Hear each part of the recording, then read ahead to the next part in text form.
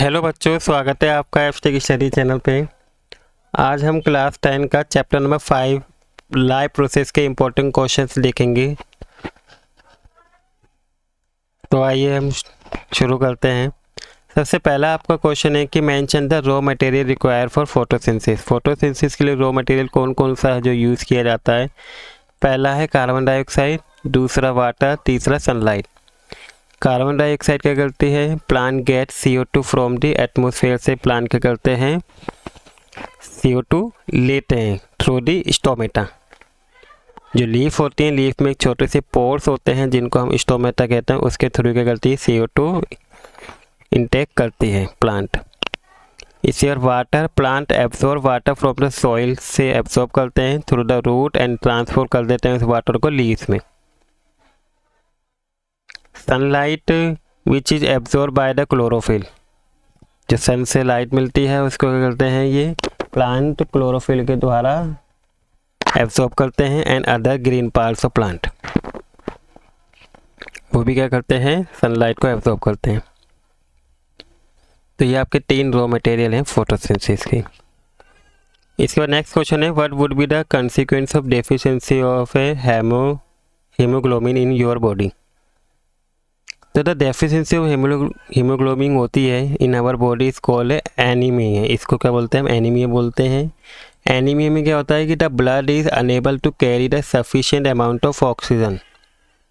जब हमारा blood sufficient amount of oxygen को एक जगह से दूसरी जगह कैरी नहीं कर पाता है रिक्वायर बाय द बॉडी, तो रेस्पिरेशन वुड भी लेस होता है और एनर्जी भी हमें कम मिलती है, जिसकी वजह से हीमोग्लोबिन डेफिशिएंसी हो जाती है और पर्सन फील करता है weak, pale, lethargic and will be unable to perform heavy physical work नहीं कर पाता है। नेक्स्ट क्वेश्चन है, name the process in the plant where water is lost as water vapour. तो इस प्रोसेस को क्या बोलते हैं, ट्रांसपिरेशन कहते हैं, जिसमें क्या होता है, प्लांट लूज करते हैं वाटर को ऐसे वेपर की फॉर्म में। ट्रांसलोकेशन क्या होता है, translocation is the movement of soluble material. अगर सोल्यूबल मटेरियल की जो मूवमेंट होती है प्लांट के अंदर, product of photosynthesis from the leaves to other tissue throughout the plant. Next question है, व्हाट आर एंजाइम्स और name any one enzymes of digestive system and write its function. Enzymes are biological catalysts होते हैं and catalysts are protein that increase the rate of chemical reaction without being used up. For example, amylase catalyst the breakdown of the starch को क्या करता है, sugar में break down कर देता है in the mouth and small intestine के अंदर। नेक्स्ट क्वेश्चन है कि हमें बैलेंस केमिकल इक्वेशन लिखनी है फोटोसिंथेसिस की।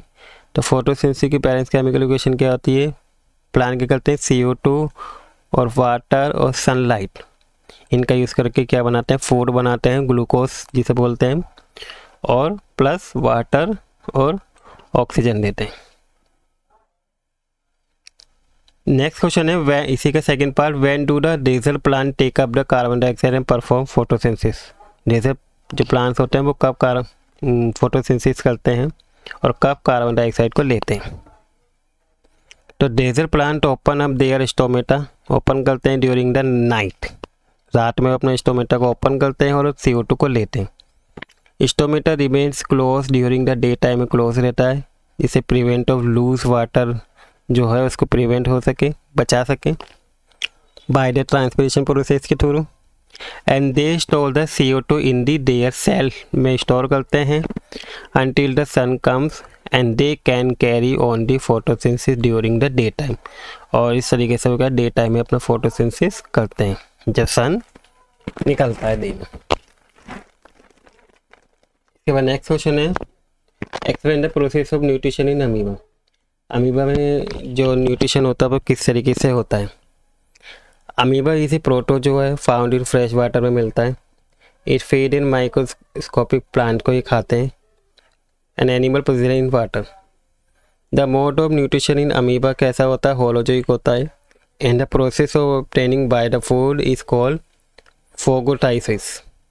अब डिफरेंट प्रोसेस होते हैं इसके अंदर, देखिए यहाँ पे है ये पैसोडोपिया होता है, जिससे क्या करता है फूड पार्टिकल को ये चारों तरफ से घेर लेता है और उसको अंदर एब्जॉर्ब कर लेता है, और एसिमिलेशन करने के बाद उसको क्या करता है, बाहर इजेशन कर देता है। यहाँ से दिख रहा है ये इस तरह से बाहर ही इसको निकाल देता है। तो 4 प्रोसेस है, इंजेशन, डाइजेशन, एब्जॉर्प्शन, एसिमिलेशन और egestion.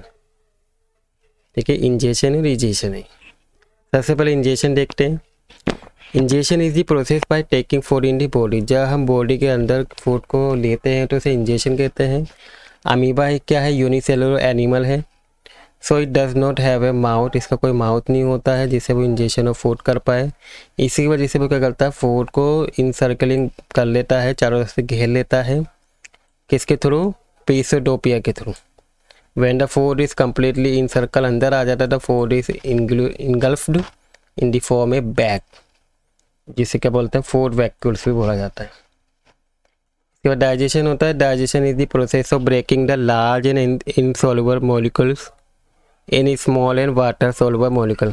In amoeba, several digestive enzymes react on the food present in the food vacuoles and break it down into simple and soluble molecules में break down करता है। Absorption के बाद जो भी food digest किया है उसको एंजाइम्स को क्या करना है, एब्जॉर्ब करना। Cytoplasm bye the process of diffusion के थ्रू क्या करते हैं, एब्जॉर्ब करते हैं ये। While the undigested food remain, अगर रह जाता है फूड वॉक्यूल के अंदर, if a large amount of food is absorb bye amoeba. The excessive food क्या होता है, स्टोर हो जाता है साइटोप्लाज्म के अंदर इन द फॉर्म ऑफ ग्लाइकोज और लिपिड की फॉर्म में। एसिमिलेशन क्या होता है, during the step the food absorb by the cytoplasm is used to obtain energy and growth and repair. This process of utilization absorb food for obtaining energy, repair, growth, इसी process को क्या बोलते हैं, assimilation कहते हैं। Egestion क्या है, when a sufficient amount of undigested food get collected in food vacuoles के अंदर क्या करता है, जो भी undigested food कलेक्ट किया जाता है उसको क्या करना, बाहर निकालना, इजेशन कहलाता है।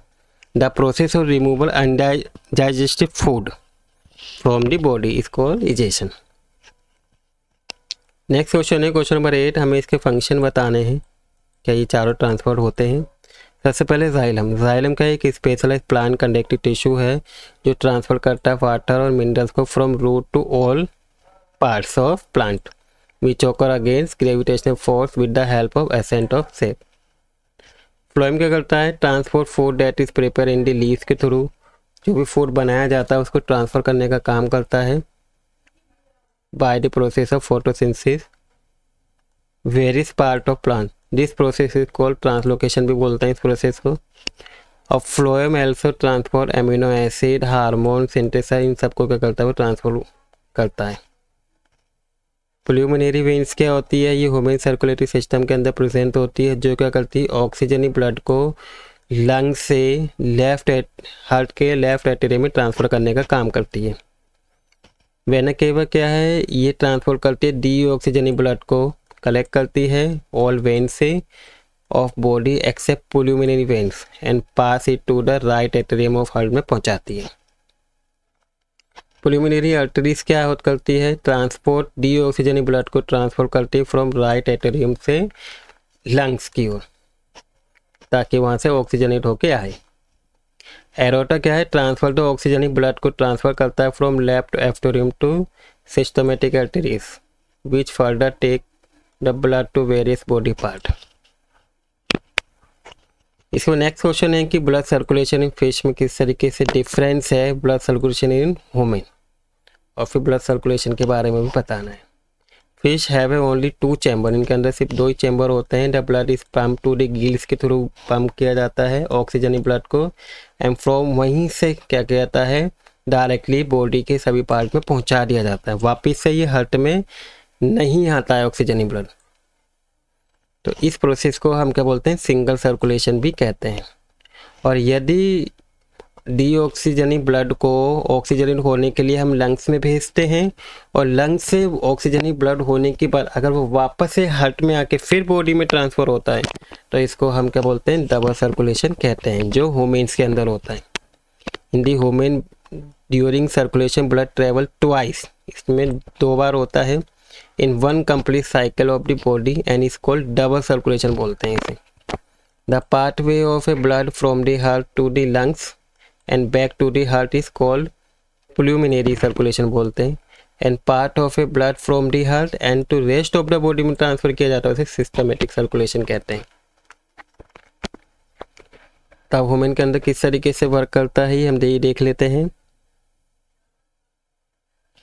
डीऑक्सीजन ब्लड क्या है, from the body tissue is poured into the right atrium में आता है and concentration of heart flows into right ventricles में जाता है। आप यहाँ पे डायग्राम देखेंगे ये रहा, यहाँ से आता है ब्लड डीऑक्सीजन ब्लड, ठीक है, वेन केवा से, फिर राइट एट्रियम में, और राइट एट्रियम से क्या होता है राइट वेंट्रिकल में जाता है और यहाँ से होते हुए वो पुल्मोनरी आर्टरी से कहाँ पे ट्रांसफ़र हो जाता है, लंग्स में ट्रांसफ़र हो जाता है।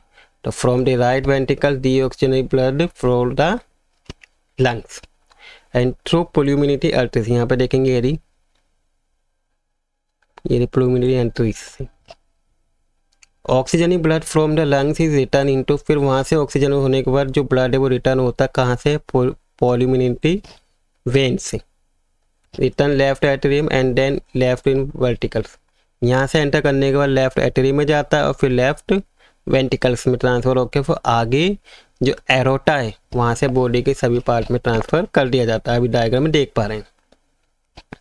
The left ventricle for the oxygen blood to the whole body thus for making one complete round circulation circuit around all the body parts.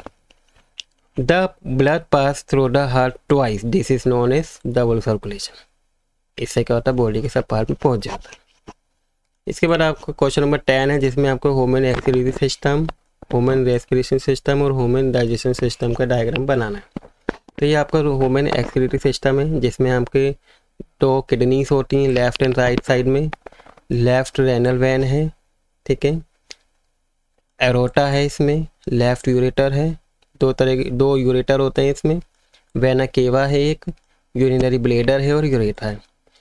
Kidney में क्या होता है, जो भी यूरिन है वो क्या किया जाता है इसके अंदर फिल्टर किया जाता है, जो इम्प्योर ब्लड होता है उसको यहाँ पे फिल्टर किया जाता है और जितनी भी वेस्टेज होती है लिक्विड फॉर्म में उसको यहाँ से फिल्टर करने के बाद जो यहाँ पे पाइप है, दो पाइप हैं ये, इसे हम क्या बोलते हैं यूरेटर बोलते हैं।